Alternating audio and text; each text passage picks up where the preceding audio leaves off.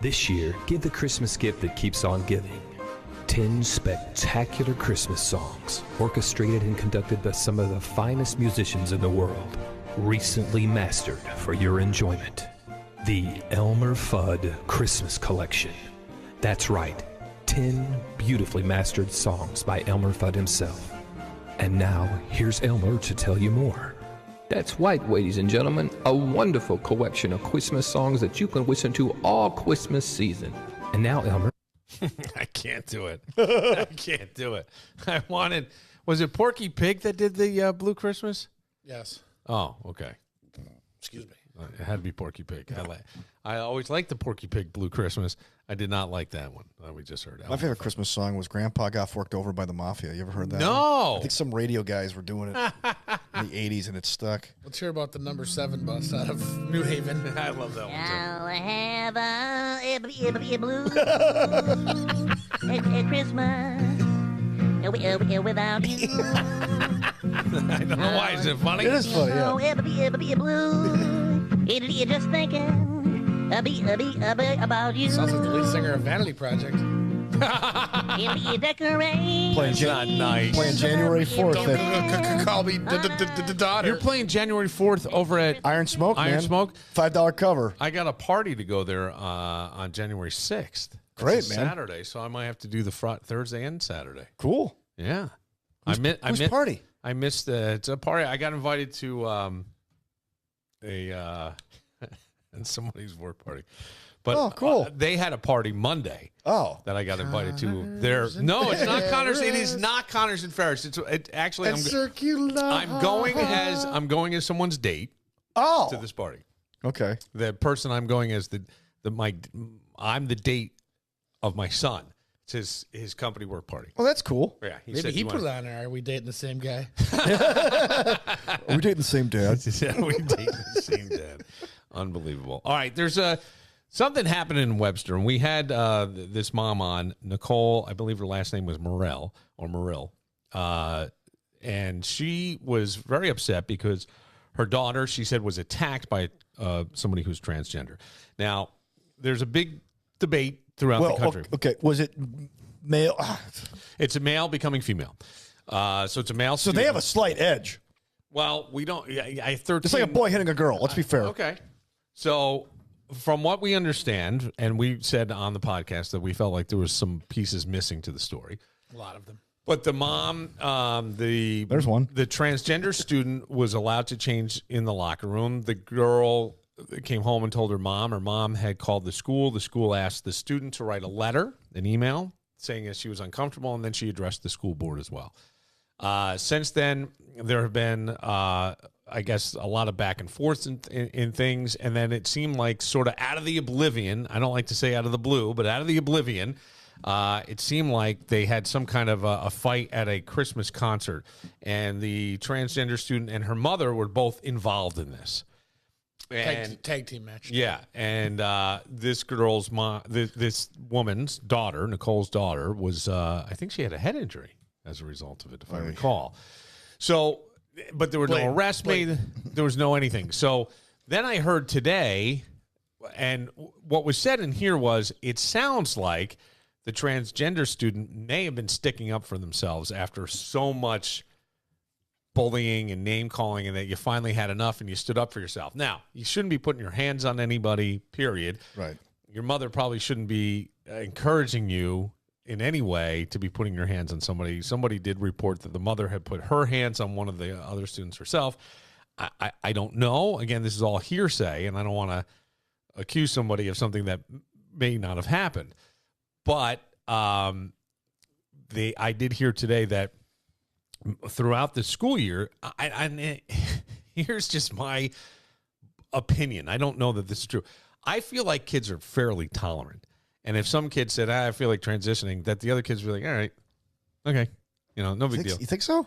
I think they would be, I think today. I think kids just are always jerks. Well, at every level. So from what I knew is throughout the year, the kids have been referring to as this transgender student as she. Okay. After this stuff has now escalated, they now will only refer to them by the pronoun he, which is inflammatory. I mean, it really is, right? If that's what's going to happen. You're only doing that to be an antagonist. And up to this point in the academic year, from what I've been told, and again, even that is hearsay, that the pronoun was she and now it's he, and it's not done to be nice. And some parents said, I told my kid, don't do that. Either don't interact and say anything, but if you are going to interact, use the pronoun that they prefer. Well, let's leave it at that. It doesn't affect your life. Yeah, don't escalate. No, there's no point in escalating. There just isn't. I don't agree with it, but don't escalate it. So there you go. Be kind. Right. Be kind. Exactly. You know? And this was. I don't agree with your lifestyle choice. Well, let me. Then what? Okay. So. Well, exactly. Here's where I come down on this. I think this is a great example. And maybe I'm wrong, but in my opinion, and again, I say, between fact and fiction, and that's the definition of an opinion, halfway. This is an example as to why other countries have such a tight government, and there isn't freedom of press or thought or speech or anything, because they don't want to hear your ideas. They don't want you running amok. They want you running your big fat mouths, deciding that you want penises, not want penises, all the problems that come out of it. And that's the great thing about our country. And one of the things that always bothers me is we'll hear many people talk about freedom, freedom, freedom. And I hope I'm wrong on this, but I feel like a lot of times the idea of what is freedom and what is freedom of speech is misconstrued. I think a lot of people will say things like when someone on private airways, but they're government airwaves, but they're owned by a private company, all of a sudden that person's, why can't you have freedom of speech? You can, and you can say it, and you could say it here in an independent model where we're really beholden to no one. But when you work for a company that has a group of investors and a board of directors, and this is how big they've gotten as a company, they're not going to want to lose advertising dollars. Right. Freedom of speech only protects you. Was supposed to protect you for getting arrested or fined. Yes. Now sometimes that might change. So, but when we go to a public place like a public school, this is where we kind of run into a bit of a problem with this, because now all of a sudden I'm somebody who I think that a boy should only be a boy and a girl should only be a girl, but this country was founded on basically the freedom of religion. That's what the Pilgrims came for. It was about freedom. It was about being able to do anything you want. I know it says, under God, right, in the Pledge of Allegiance, but even there people have complained, but you're allowed to practice as long as it's not interfering with anybody else, you pretty much can do anything in this country and say anything in this country, as long as it's not physically harming or infringing on someone else's rights. It's the pursuit of happiness. I believe that everybody wants something in life. We all want something because we think we will be better for having it, whether it's more money, a nicer car, a better relationship. We want those things because we feel like we'll be better for having it. I can't tell someone who feels like they would be better for not having an appendage on their body and being identified as that they won't be happier. I have no idea. And it's really none of my business. But when you start to infringe on other people, now the public school, I think, runs into a very, very sticky legal ground because you can't discriminate. And we've had that go on in this country for a long time over things that people can't control. Now, this is one that somebody can control. You're choosing. No one chooses how much melatonin is or is not in their skin. Right. But this is something you unless you go to Golden Tam. But you go. So I think there's all this. But I think the school has to say, if you identify as this and this is the way you're going, you get to use the women's locker room. If you're uncomfortable as a woman, we will provide a separate room for you. That they have to do. I think a lot of people's emotional side is, well, why? Why should it be the person who is born at birth as a woman and uses the woman locker room who says she's uncomfortable that has to go into the closet to change or whatever the alternative room is? And I know on an emotional level and, even a logical level, sure, it doesn't make sense. But I think when you're looking at it from a legal standpoint, that's pretty much all they have to do. So all the protests and all the things that go on, to me, it's like yelling in a black hole. I don't think it changes anything. And I'm not sure that anybody at any level isn't necessarily agreeing, but this is sort of the way our freedom has allowed, there's an there's an ugly side, and that's why I began with some countries don't allow this for exactly this reason. And this That's why they did a whole episode of South Park, like when they were about to go to Iraq. Yeah. And a lot of people, I think it was South Park's 200th episode. And they did the whole, I'm a little bit country, I'm a little bit rock and roll. Yeah. And the whole thing was like the rock guys, were very liberal, were against going into Iraq. Yeah. Which now we all know was a mistake. Yeah. And all the conservative, the country people were like, no, we need to go into Iraq to defend our freedom. And the whole point of the episode was like, in America, you could have your cake. Yes. And eat it too. Right. And there's some countries where, like just north of here or south of here, you can't do that. No offense, Kevin. I don't know much about Canada in terms of Trudeau's like clamping down on free speech, bro. He is awful. He is the devil. I'm not familiar. I don't know. Joe Rogan's podcast is pretty much banned in Canada, just to give you an idea. Okay. Yeah. So I think like that's what I'm saying is you don't have that in this country. You get a dialogue. That was the basis of what we are. Right. 200 and plus years ago. That's what formed this. So I do worry when I see other things happening around the country where there is an ugly side. I'll call it the ugly side to free speech. There's an ugly side of freedom. Somebody gets to do and practice and do things that you may not agree with, as long as it doesn't interfere with your day-to-day life. Then it's you have really nothing to do. There's nothing you can do about it. And I'm not so sure on this one. I just think that, public schools, a lot of time, I always heard about the war on Christmas.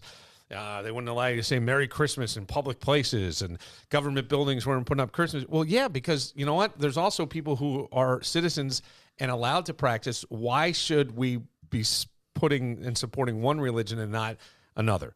Not Muslim, not Jewish, do you understand? And I think that's why. So they have to kind of remain non-secular. And a lot of people, that's a war on Christmas. Well, it's not. It's freedom. It's freedom, and it's staying neutral. And no, you have the right to wish anybody a Merry Christmas you want. You can walk up to a Muslim and go, Merry Christmas, and you should have Jesus in your life. Yeah. And I mean, you could say it. I don't know what the result will be, but that's the point. So I don't know what's going on out in Webster, but Laura, I think, according to Kevin, has a little bit more information on that. On the street is Laura, live from Webster. Laura, what can you tell us what's going on in Webster? Is she going to be high again? Hello. All right, what bar are you at now? I'm at Bunsey's. I'm with a whole group from my gym and listening to one of my trainers play tonight. Oh, what band? No, it's just my trainer. His name's Pete. He goes by Peter Ryan, and so I'm out with some of my friends for her birthday. I think that's great when the gym goes to the bar. That's awesome. Listen to 20-pound curl. Yeah. That's the way we like it. It's like Midtown Athletic Club. So Kevin says that you have a little bit more as to what was happening in Webster, and I will tell you that I talked to the mom again today, and she was not happy with you in particular. I mean, I don't think a lot of people are happy with me at times, but I'm not trying to be an instigator. I was just sort of. I thought you brought up a very good point where you said, like, this sounds like something that's taught at home, and I understood why you were saying that. It was more because the mother at one point had said this is a form of mental illness or something, and it's a little harsh there to be saying that. Those are inflammatory words, right? They would be. Yeah. And but she said that she was going to crawl through the phone and choke you, and she doesn't think if she were in the room that you would have said it. I just want you to know that. Well, Mark wants to know if that's a turn on. By the way, Mark just texted in. Listen, I think we're done talking about my turn-ons on the podcast. Oh, by the way, that too. I think somebody else listened to it, and I had named that episode "Pictures of Willie." Based off the Who song "Pictures of Lily." Mm-hmm. So like sometimes I try to go, how can I call this? So it's really just a joke for me. Okay. But then this woman said to me, my friend listened to the whole podcast. I don't want you to be mad. I only listened to the part where this woman was on. But she said "Pictures of Willie" was about dick pics. And I said, yeah. I go, apparently this woman who was on the podcast is a collector. She's got.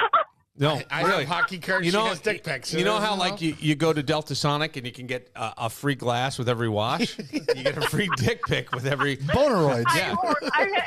I'm so against hoarding, but I hoard dick pics. There you go. Right. So we do need to clarify that this has been new since my divorce 2 years ago. Whatever. So, Yeah. you know. Well, in a short period, that's a short period of time. We're talking 24 months. I want you to think about that. You've had children. We talk about like the incremental ages of kids, right? We go 3 months, 6 months, 9 months, 12 months, 18 months, 24 months. Within 24 months, what did you have? 32 dick pics? It's a card catalog with the Dewey Decimal System. No. That's a lot. The Willie Decimal. Dick catalog. I'm just saying. Oh my goodness. Now I have heard that in Webster, and we sort of surmised without any real knowledge of this, but that this student who was transgender may have just had enough and was sticking up for themselves at some point. Yeah. I would say wrongly so, the wrong way to do it. And Go ahead.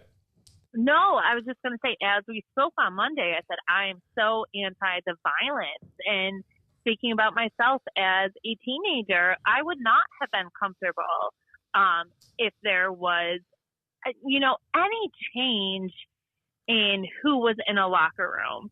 But since then, I have watched a different video than what had been portrayed, where it definitely seems that the transgender student was antagonized a little more. And I understand where the mom, Nicole, was coming from in trying to stand up for her child, saying that, she didn't feel comfortable and that she's trying to figure this out.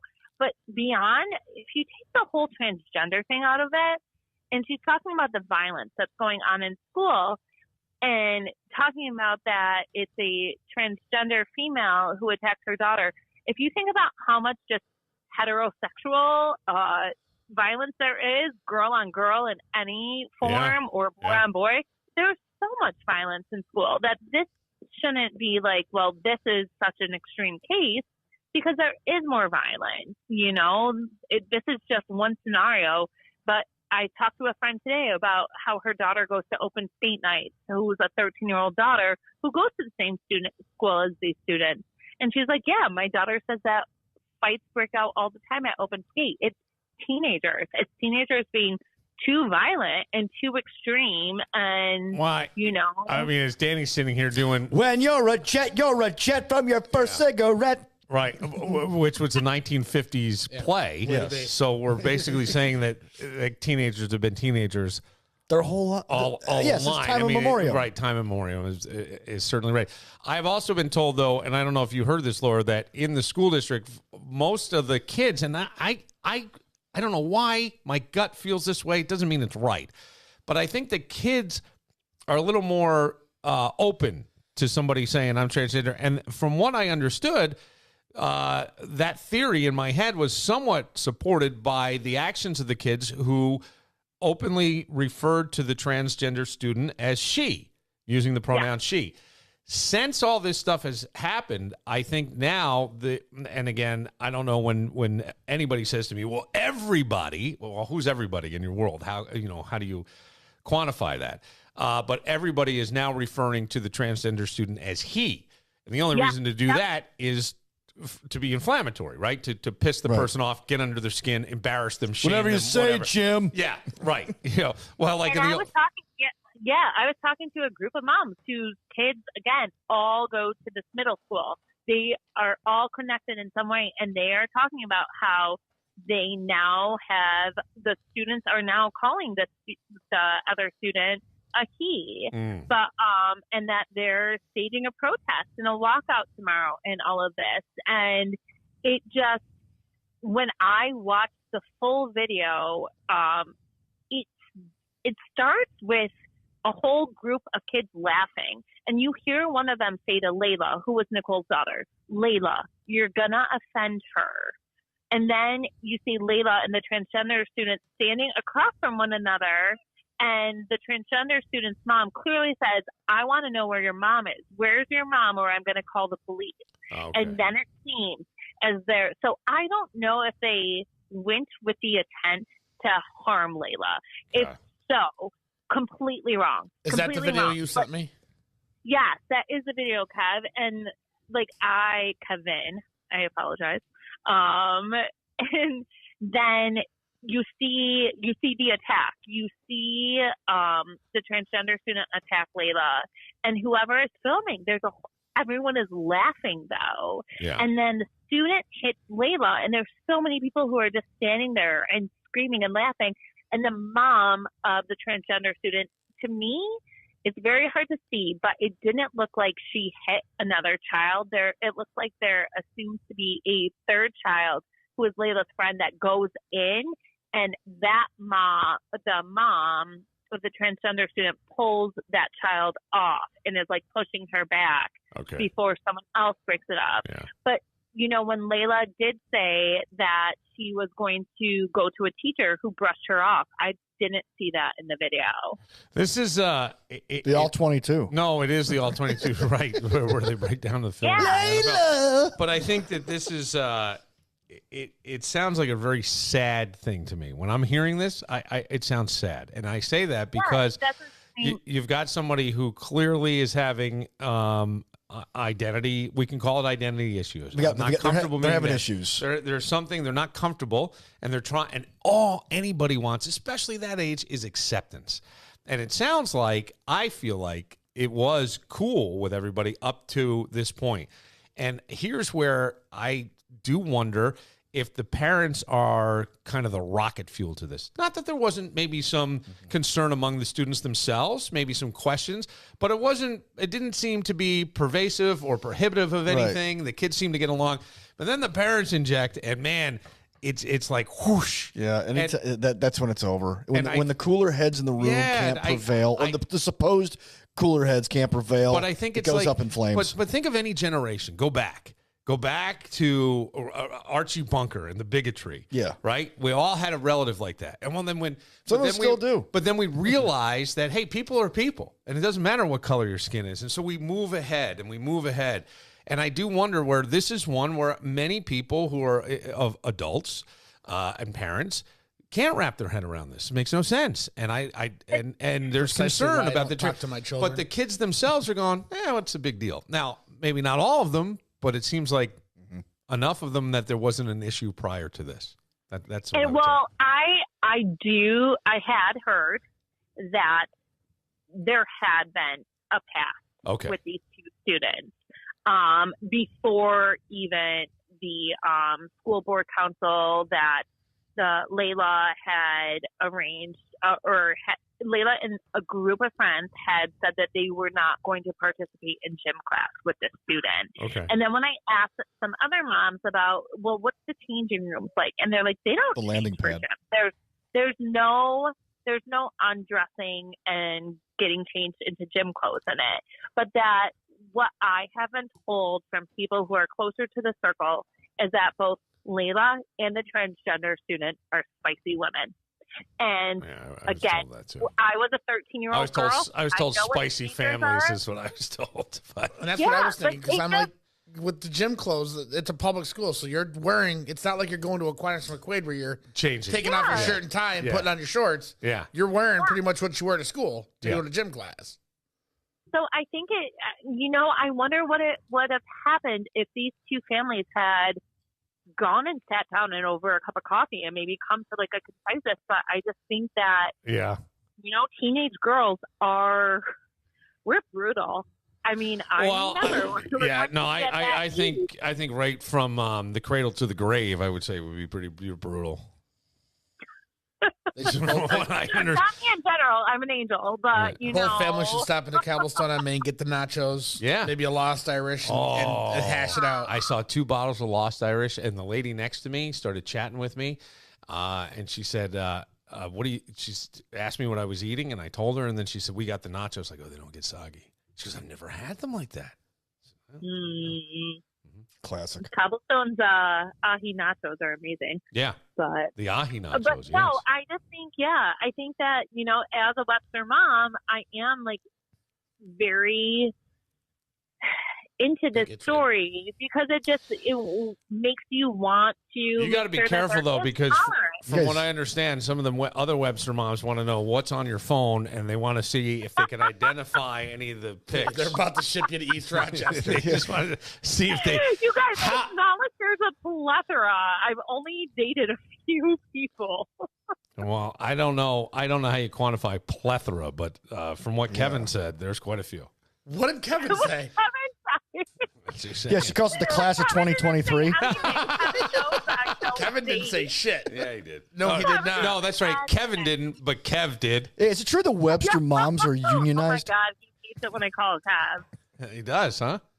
Yeah. I hate it when anybody calls me Kev. No, well. How about K-Dog or K-Man? Special K. How about K9? Sniff this out. Shoveling it. All right, well, Laura, it does sound like this is something that doesn't need to go that way. And I know the protest is to sort of try to hit the school in the pocketbook. Triple K. Because you get less state aid with less students going in. Yeah, I know there's going to be a picket tomorrow, and some students aren't going in. And I also, I listen they're to not going to school the last day before vacation. Well, the idea of that's true. Rebels. But one is you don't miss a lot of work, but two, they're hoping that in some way you get less state aid. It's based on how many students actually show up. Yeah. This is why, the city of Rochester used to go out and find kids and knock on the door going, hey, let's get in here, because they're getting paid per student that comes in from the state. Yeah. Every public school, it's not just there. So they're trying to hit him in the pocketbook, and I don't know that this is really going to make anything. I have said, maybe I'm wrong, but in my opinion, it's like yelling down a black hole.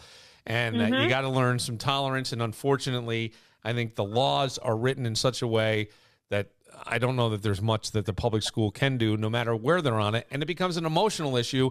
And once you start letting emotions take over intellect, we have a lot of problems in areas. And I can understand why. And I'm not saying that there's no accusation here. If I had a 13-year-old girl, I'm not sure I'd be comfortable with a 13-year-old boy who now identifies as a girl changing in the locker room. I understand what those people are saying.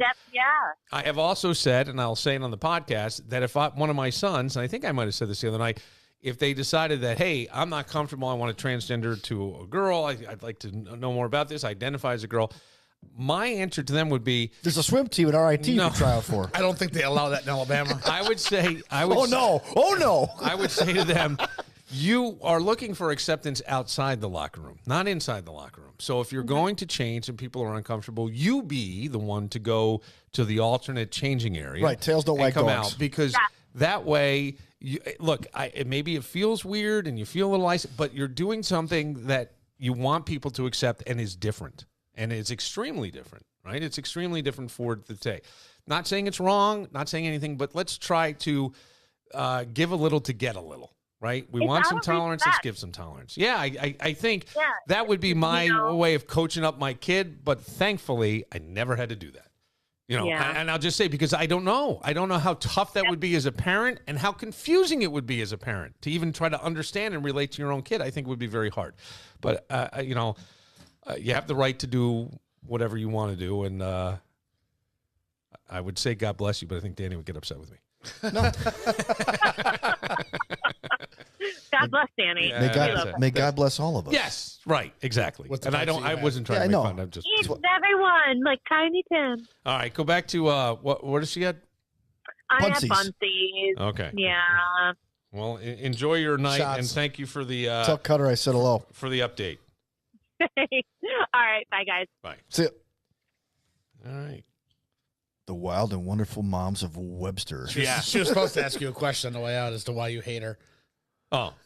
But she forgot. I don't hate. I don't understand what. Well, hang on. Why don't we take a moment and then we'll come back and you can ask that question. I want to know where that came from. One, and then, Kev, I'll try to give the answer the best I can.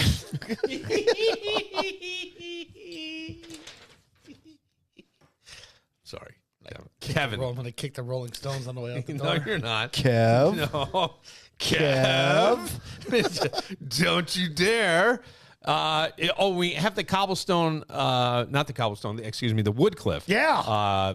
the Woodcliff did give away the spa gift certificate or use it for dinner or the hotel stay.